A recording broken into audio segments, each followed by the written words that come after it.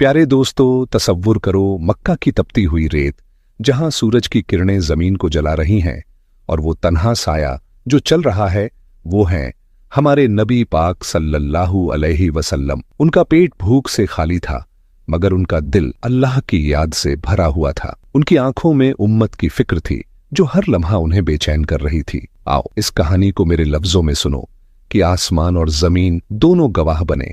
ये कहानी है सब्र की, मेहनत की और सबसे बढ़कर रहमत की, जो हमारे नबी की शख्सियत का सबसे खूबसूरत रंग है। वो सड़कों पर चल रहे हैं, उनके कदम रेत पर पड़ रहे हैं, उनका पेट कई दिनों से खाली था, मगर उन्होंने कभी शिकायत न की। अचानक उनकी निगाह एक पुरानी धूल आलूद तहरीर पर पड़ती है। उस पर लिखा है, यहूदी के खजूर के बाग में पानी दो, बदले में खजूरें पाओ। नबी सल्लल्लाहु अलैहि वसल्लम की आंखों में एक चमक आ जाती है। वो सोचते हैं, ऐ अल्लाह, तेरी तरफ से ये मौका है, मैं मेहनत करूंगा, अपने हाथों से कमाई करूंगा, क्योंकि तूने फरमाया है कि इंसान को मेहनत की दावत दी जाए। ये सोचकर वो चल पड़ते हैं उस यहूदी के घर की तरफ, जो दूर पहाड़ी इलाके में वाक़े था। रास्ता रेगिस्तानी और पत्थरीला था, कहीं कहीं छोटे पत्थर कदमों में चुभते थे, मगर उन कदमों ने ताइफ की वादियों में खून के छींटे भी झेले थे। ये रास्ता भला क्या था?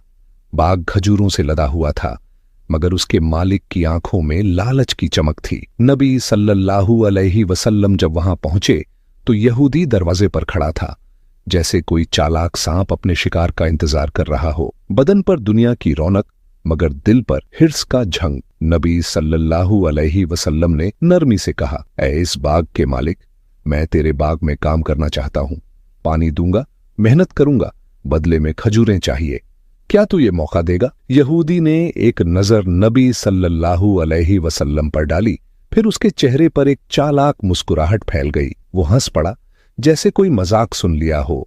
ऐ शख्स, तू कौन सा काम करेगा? ये बाग कोई खेल का मैदान नहीं है, यहां मेहनत की जरूरत है जो हर एक के बस की नहीं। नबी सल्लल्लाहु अलैहि वसल्लम ने वही पुरसुकून लहजा रखा जो उनकी शख्सियत का हिस्सा था। सुना है कि पानी देने की मजदूरी पर खजूरें मिलती हैं, मैं वही काम करूंगा, अल्लाह मुझे ताकत देगा। यहूदी की आंखों में एक शैतानी चमक आई। उसने सोचा, ये आदमी कमजोर लगता है, ये कुएं से पानी कैसे निकालेगा? ये तो मेरा मजा बन जाएगा। और उसने एक पुरानी बोसीदा रस्सी वाली बाल्टी निकाली जो बरसों से इस्तेमाल न हुई थी। रस्सी पुरानी और कमजोर थी, बाल्टी में सुराख थे, मगर यहूदी ने उसे नबी सल्लल्लाहु अलैहि वसल्लम के हाथों में थमा दिया। ले जा, वो दूर कुआं है, जाओ पानी निकालो अगर तेरी हिम्मत हो। नबी सल्लल्लाहु अलैहि वसल्लम ने अल्लाह का नाम लिया, बिस्मिल्लाह, और कुएं की तरफ बढ़े। कुआं गहरा था, उसकी दीवारें पुरानी और खतरनाक थीं। नबी सल्लल्लाहु अलैहि वसल्लम ने बाल्टी को रस्सी से बांधा और कुएं में उतारा, मगर जैसे ही वो रस्सी खींचने लगे, रस्सी चटक कर टूट गई। बाल्टी कुएं की तारीख गहराई में गिर गई। नबी सल्लल्लाहु अलैहि वसल्लम के चेहरे पर कोई तब्दीली न आई, मगर दूर से यहूदी ये सब देख रहा था। वो हंसता हुआ दौड़ा आया, उसकी हंसी आसमान को चीर रही थी। और फिर वो लम्हा आया जिसने जमीन को हिला दिया। यहूदी ने नबी सल्लल्लाहु अलैहि वसल्लम के मुबारक चेहरे पर एक जोरदार तमाचा मार दिया। अल्लाह का नबी, जिसके चेहरे पर नूर है, जिसकी तरफ मक्खियां भी न उतर सकें, उस पर एक जालिम का हाथ। मगर नबी सल्लल्लाहु अलैहि वसल्लम, उन्होंने सब्र का पहाड़ न छोड़ा। उनकी आंखों में गुस्सा न आया, उनके होठों पर शिकायत न थी, बल्कि उन्होंने वही नरमी से, जैसे कोई बाप अपने बच्चे को समझा रहा हो, पूछा, ऐ यहूदी, जिस हाथ से तूने मुझे मारा, क्या उसे दर्द हुआ? क्या तेरे दिल में कोई हसरत न उतरी? यहूदी हैरान रह गया, उसकी हंसी रुक गई। वो चीखा, दर्द? हरगिज नहीं, तूने मेरी बाल्टी कुएं में गिरा दी, इसलिए मारा। अब जा, यहां से निकल। मगर नबी सल्लल्लाहु अलैहि वसल्लम ने मुस्कुरा दिया, ठीक है ऐ यहूदी, मैं तेरी बाल्टी खुद निकालूंगा, मैं तेरे बाग को पानी दूंगा, बस मेरा हक, मेरी मजदूरी दे देना। यहूदी ने फिर हंसना शुरू कर दिया। उसकी हंसी अब तंज से भरी हुई थी। तुम इस कुएं से बाल्टी निकालोगे? देख लो, इसमें न सीढ़ी है न कोई सहारा, ये तुम्हारी बस की बात नहीं। लेकिन कुदरत की करवटें इंसानी गुमान के ताबे कब होती हैं? आसमानों पर रहमत के मीनारों में हलचल हुई, जबराइल ए अमीन अलैहिस्सलाम ने रब ए कायनात की नदा सुनी। ऐ जबराइल, मेरे हबीब मुश्किल में हैं, जा कुएं का पानी ऊपर तक भर दे और बाल्टी मेरे महबूब के हाथों में पहुंचा दे। मेरे हबीब के हाथ खाली नहीं लौटने चाहिए। फरमाने अजली की बिजली जमीन की रगों में दौड़ गई। जबराइल अलैहिस्सलाम फौरन अमल में आए। जैसे ही नबी करीम सल्लल्लाहु अलैहि वसल्लम ने कुएं की मुंहडेर पर हाथ रखा, मोजिजा हो गया। कुएं का पानी जैसे कोई दरिया बनकर ऊपर आया और बाल्टी जो अभी तक गहराई में थी नबी के मुबारक हाथों में आ गई। यहूदी दूर से ये सब देख रहा था। उसका चेहरा पीला पड़ गया, उसकी आंखें फैल गईं, जैसे कोई भूत देख लिया हो। वो बोल उठा, ये कैसा मोजिजा है? मेरे कुएं में तो तला भी नहीं, सीढ़ी भी नहीं, ये आदमी बाल्टी कैसे निकाल लाया? नबी सल्लल्लाहु अलैहि वसल्लम ने उसकी तरफ देखा, मगर उनकी निगाह में कोई ताना न था, सिर्फ रहमत थी। वो बाल्टी लेकर बाग की तरफ बढ़े और पानी देना शुरू कर दिया। हर दरख्त को पानी मिला, जैसे कोई बारिश बरस रही हो। जब काम खत्म हुआ तो यहूदी ने खजूरें तोड़ी और नबी सल्लल्लाहु अलैहि वसल्लम को दी। नबी सल्लल्लाहु अलैहि वसल्लम खजूरें लेकर अपने प्यारे नवासों को ढूंढने निकले। हसन और हुसैन, वो दो नन्हे फूल जो नबी के दिल की धड़कन थे, उनकी तलाश में नबी सल्लल्लाहु अलैहि वसल्लम रेगिस्तान की तरफ बढ़े, जहां रेत के टीले आसमान को छूते थे। उनकी आंखों में फिक्र की लकीर थी, दिल में दुआ थी। वो चल रहे थे जब कुछ चरवाहों का काफिला नजर आया। ऊंट और बकरियां चरवाहे के साथ थीं, मगर उनकी आंखों में एक अजीब सी उदासी थी। नबी ने उन चरवाहों को देखा और पूछा, ऐ चरवाहो, क्या तुमने मेरे हसन और हुसैन को देखा है? वो दो नन्हे बच्चे जिनकी मुस्कुराहट दुनिया को रोशन कर देती है। चरवाहों ने एक दूसरे की तरफ देखा। उनके चेहरों पर खौफ और हैरत थी। एक चरवाहा आगे बढ़ा और लरजती आवाज में बोला, या रसूल अल्लाह, हाँ, हमने दो ऐसे बच्चों को देखा है। वे उसी रास्ते से गुजरे और पहाड़ की तरफ चले गए। वहां वे सो गए हैं। मगर ऐ अल्लाह के रसूल, एक अजीब बात सुनने को मिलेगी। जब वे बच्चे यहां से गुजरे तो हमारे ऊंट और बकरियां उन्हें देखकर रोने लगे। उनकी आंखों से आंसू निकल आए, जैसे कोई मां अपने बच्चे की भूख देख रही हो। और जब तक वे बच्चे पहाड़ में रहे, हमारे जानवरों ने न तो घास चबाई न पानी पिया। हम समझ न सके कि यह क्यों हो रहा है। अब तो आप उन्हें ले जाइए, वरना हमारे जानवर भूख से मर जाएंगे। नबी सल्लल्लाहु अलैहि वसल्लम की आंखें नम हो गईं। उनके दिल में एक दर्द उठा जो अल्फाज में बयान न हो सका।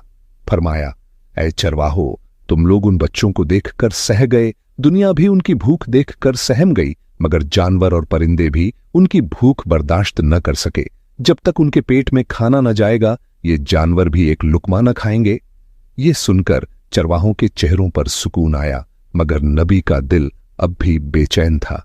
वे पहाड़ की तरफ बढ़े, जहां रेत के टीलों के बीच एक छोटी सी जगह थी। वहां रेत को तकिया बनाए हसन और हुसैन सोए हुए थे। उनके चेहरों पर थकन थी, मगर मासूमियत की चमक अब भी थी। नबी सल्लल्लाहु अलैहि वसल्लम ने आहिस्ता से उनके पास बैठकर उनके सरों पर प्यार भरा हाथ फेरा। जैसे ही उनका हाथ छुआ, दोनों बच्चे जाग उठे। उनकी आंखों में खुशी की चमक आ गई और वे चीख पड़े, नाना जान। वे रोते हुए नबी सल्लल्लाहु अलैहि वसल्लम के गले लग गए, जैसे कोई दरिया अपने समंदर में मिल जाए। नाना जान, हमारे घर में खाना नहीं है, चूल्हे में आग नहीं जलती और आप भी हमारे पास नहीं होते, मगर जब आप आते हैं, आपको देखते ही हमारी भूख मिट जाती है। नबी सल्लल्लाहु अलैहि वसल्लम ने उन्हें अपने सीने से लगा लिया। उनकी आंखों में आंसू थे, मगर मुस्कुराहट भी थी। फरमाया, ऐ मेरे प्यारे नवासो, अब रो मत, हम घर चलते हैं। अल्लाह ने मुझे खजूरें दी हैं जो तुम्हारे लिए लाया हूं। मगर हसन और हुसैन ने झट से इनकार कर दिया, जैसे दो नन्हे शेर अपनी जगह पर डट जाएं। नाना जान, हम घर नहीं जाएंगे, आपकी बेटी हमारे लिए खाना नहीं बनाती। जब हम खाना मांगते हैं तो वह हमें डांट देती है। नबी सल्लल्लाहु अलैहि वसल्लम ने बहुत समझाया, उन्हें गले लगाया, प्यार से मनाया। आखिरकार वे दोनों मान गए और नबी सल्लल्लाहु अलैहि वसल्लम के साथ घर लौट आए।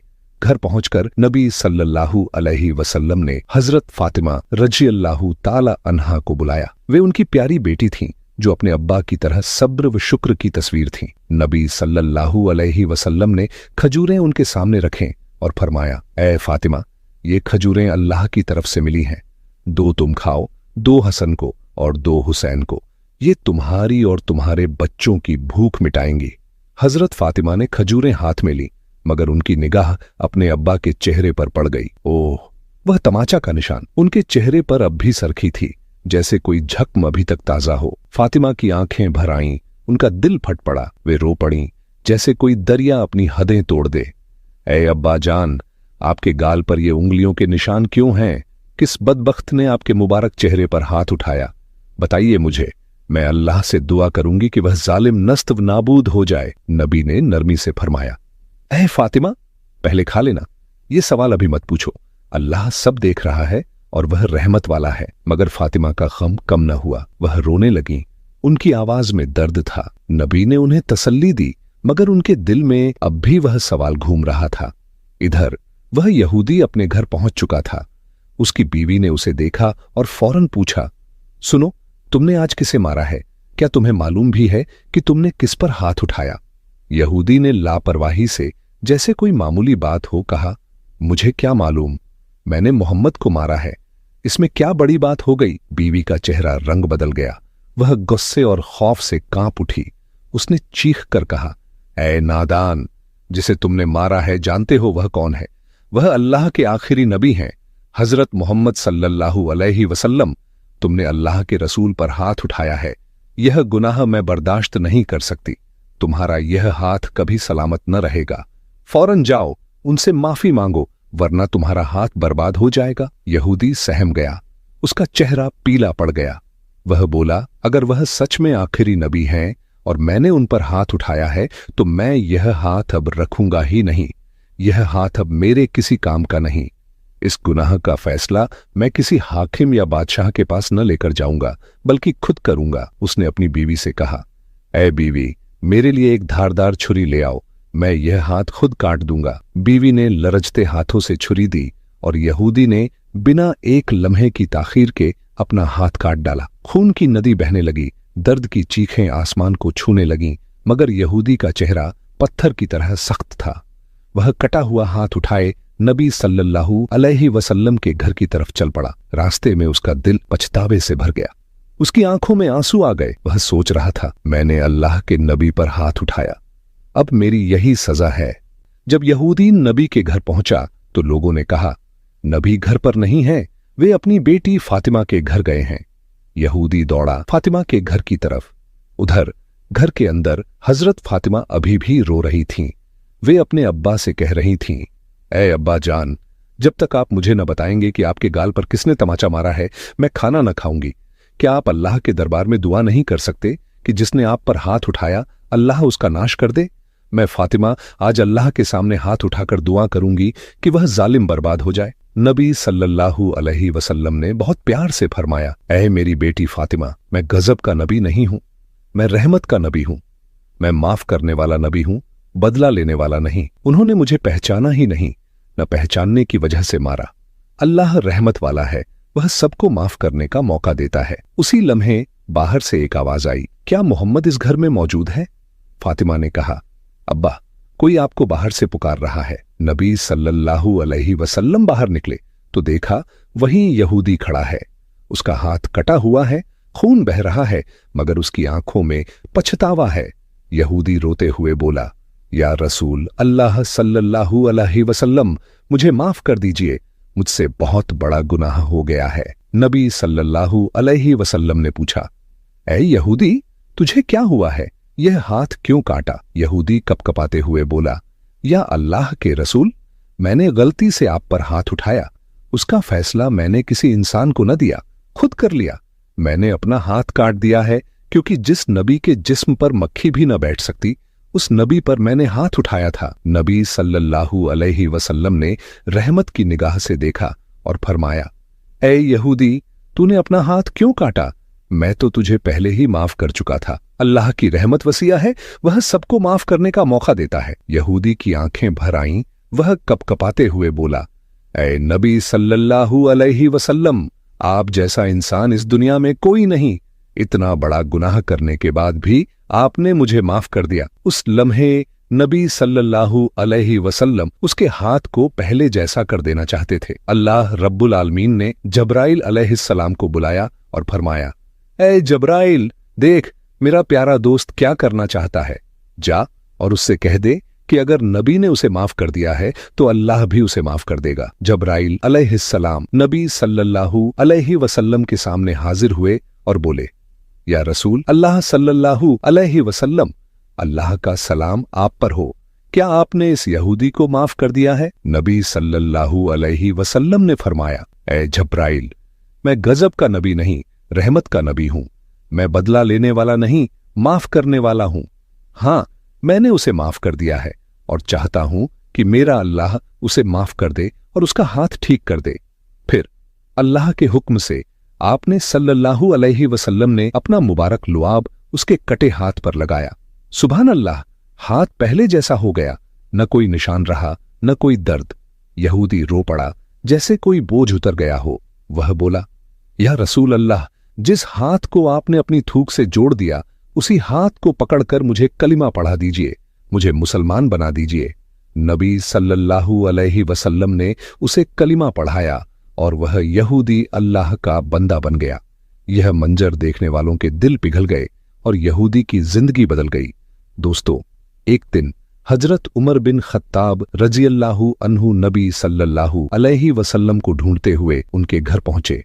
हजरत उमर, जो इस्लाम के एक मजबूत स्तंभ थे, नबी सल्लल्लाहु अलैहि वसल्लम की तलाश में बेचैन थे। जब वे घर में दाखिल हुए तो मंजर देखकर उनका दिल फट पड़ा। नबी सल्लल्लाहु अलैहि वसल्लम के जिस्म पर सिर्फ एक सादा चादर थी जो बरसों पुरानी थी। घर में एक खटीली थी जो खजूर की पत्तियों से बनी हुई थी और उस पर कोई बिस्तर या गद्दा न था। एक कोने में जरा सा आटा रखा था जो शायद कई दिनों का रिज्क था और दूसरे कोने में जानवर की खाल से बना हुआ पानी का मशक लटक रहा था। न कोई आराइश थी, न कोई ऐश। हजरत उमर की आंखें भर आईं, वे रो पड़े। उनके मन में सवाल उठने लगे, ये कैसा इंसाफ है? रसूलुल्लाह सल्लल्लाहु अलैहि वसल्लम, अल्लाह के प्यारे नबी, इस हाल में क्यों?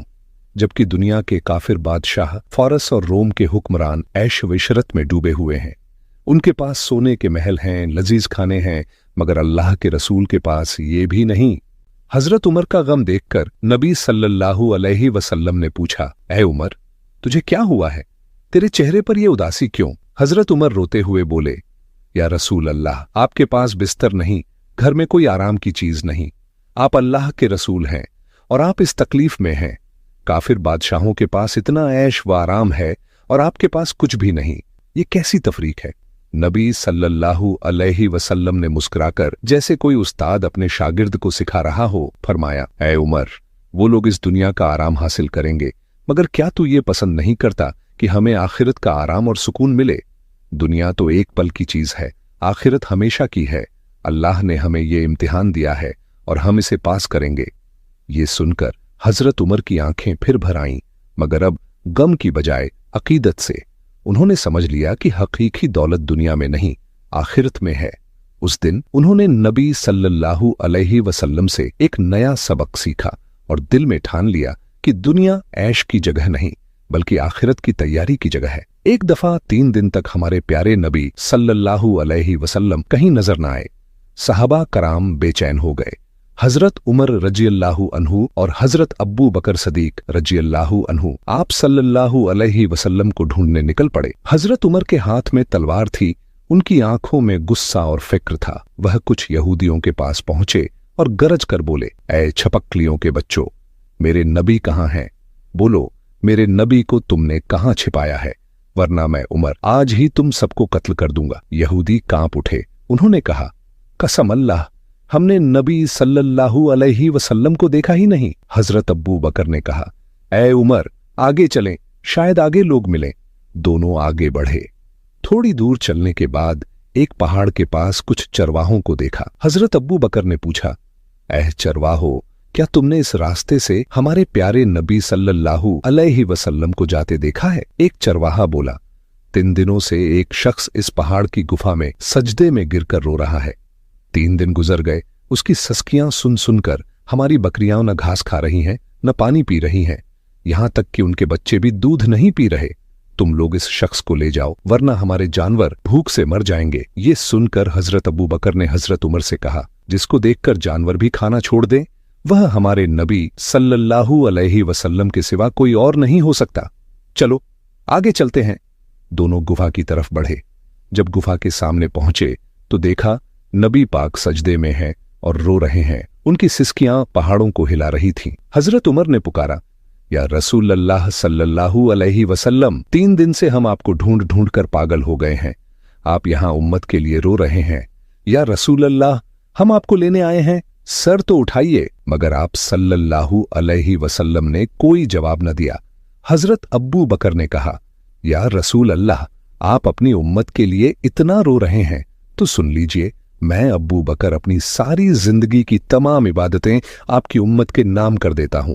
अब तो सर उठाइए। मगर नबी सल्लल्लाहु अलैहि वसल्लम ने सर न उठाया। हजरत अब्बू बकर ने हजरत उमर से कहा, उमर, मुझे लगता है कि जब तक फातिमा न आएंगी तब तक नबी सल्लल्लाहु अलैहि वसल्लम गुफा से बाहर न निकलेंगे। चलो फातिमा के घर चलते हैं। रास्ते में हजरत अली रजी अल्लाहु अन्हु मिले। उन्हें सारा हाल सुनाया और सब मिलकर हजरत फातिमा रजी अल्लाहु ताला अन्हा के घर पहुंचे। फातिमा ने पूरा किस्सा सुना, फिर हसन और हुसैन को साथ लिया। हजरत अली, हजरत उमर और हजरत अब्बू बकर सब मिलकर गुफा की तरफ चल पड़े। घर के दरवाजे पर पहुंचते ही हजरत फातिमा ने आंसुओं में डूबी आवाज में पुकारा, या रसूल अल्लाह सल्लल्लाहु अलैहि वसल्लम, अब बाहर आइए। देखिए, आपके बच्चे हसन और हुसैन भी आ गए हैं। अब तो आप अपनी बेटी की खातिर सर उठाइए। अब्बा जान, आप यह कैसे कर पाए? आप 3 दिन से हम सबको छोड़कर उस गहरी पहाड़ की गुफा में अकेले रो रहे हैं। क्या आपको हम पर जरा भी तरस नहीं आया? हमने आपको बहुत ढूंढा मगर कहीं आपका पता न मिला। आप हमें कैसे भूल गए? आप अपने प्यारे नवासों हसन और हुसैन को भी भूल गए। अब्बा जान, अब उठिए, मैं आपको लेने आई हूं। मगर नबी सल्लल्लाहु अलैहि वसल्लम सजदे में गिरे हुए थे और रोते जा रहे थे। हजरत फातिमा ने रोते हुए एक दफा फिर पुकारा, या रसूल अल्लाह सल्लल्लाहु अलैहि वसल्लम, अब बाहर आइए। देखिए, आपके बच्चे हसन और हुसैन भी आ गए हैं। अब तो आप अपनी बेटी की खातिर सर उठाइए। अब्बा जान, मैं फातिमा आपसे वादा करती हूं कि आपकी उम्मत के लिए मैं अपने प्यारे बेटों, आपके प्यारे नवासों हसन और हुसैन को भी कुर्बान कर दूंगी। उस वक्त अल्लाह रब्बुल आलमीन ने जब्राइल अलैहिस्सलाम से फरमाया, ऐ जब्राइल, तू अभी मेरे दोस्त के पास जा, मेरे दोस्त से कह दे कि सजदे से सर उठा लें और बता दे कि मैं अल्लाह रब्बुल आलमीन उनकी तमाम उम्मत की जिम्मेदारी अपने ऊपर ले चुका हूं। जब्राइल अलैहिस्सलाम फौरन उस पहाड़ की गार में पहुंचे और बोले, या रसूल अल्लाह, आप सर उठाइए। अल्लाह रब्बुल आलमीन ने अभी मुझे खबर दी है कि आपकी सारी उम्मत की जिम्मेदारी अल्लाह ने खुद ले ली है। यह सुनकर नबी सल्लल्लाहु अलैहि वसल्लम ने सजदे से सर उठाया और रहमत भरी मुस्कान के साथ अपने घर की तरफ रवाना हो गए। हमारे प्यारे नबी हजरत मोहम्मद सल्लल्लाहु अलैहि वसल्लम के लाखों और करोड़ों मुबारक वाक़े हैं। उनके हर एक वाक़े में रहमत, सब्र, ईमान और इंसानियत का एक नया पैगाम छुपा है। अगर आपको यह वाक़या अच्छा लगा हो तो बराए करम अपने दिल के जज्बात जरूर शेयर करें और एक लम्हा निकालकर कमेंट बॉक्स में सल्लल्लाहु अलैहि वसल्लम जरूर लिखें, ताकि हम सब मिलकर अपने प्यारे नबी हजरत मोहम्मद सल्लल्लाहु अलैहि वसल्लम पर दरूद भेज सकें। साथ ही अपना शहर का नाम भी लिखें ताकि हमें मालूम हो सके कि आप हमें कहां से देख रहे हैं। और आखिर में चैनल को लाइक, शेयर और सब्सक्राइब करना मत भूलिए।